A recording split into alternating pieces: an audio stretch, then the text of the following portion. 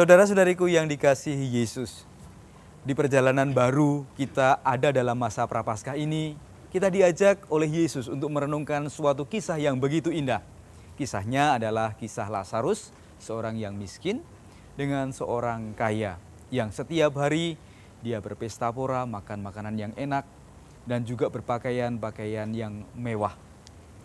Kita harus waspada bahwa seringkali kenikmatan, kenyamanan hidup, kemewahan dan juga pesta pora bisa membuat orang menjadi buta. Contohnya adalah contoh orang kaya yang tidak melihat Lazarus yang juga setiap hari ada di depan pintu rumahnya sendiri. Jadi karena kekayaannya, karena pesta poranya, karena kesukaannya, dan juga karena kenikmatan dan serta kenyamanan hidup, orang bisa menjadi buta. Dan yang berperhatian atau menaruh perhatian justru malah anjing-anjing yang menjilati borok-borok dari Lazarus.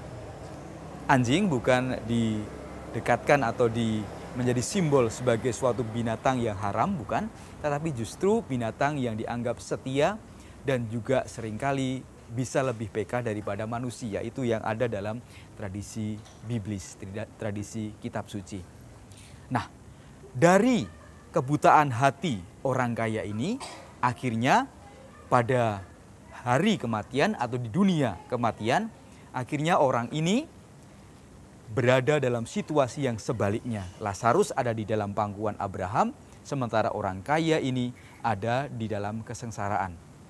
Dan orang kaya ini akhirnya memohon agar Lazarus mencelupkan jarinya dan juga memberikan setetes air karena ia mengalami dahaga.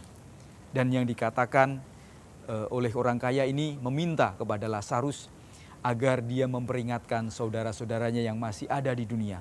Siapakah saudara-saudara orang kaya yang ada di dunia? Kiranya juga termasuk kita.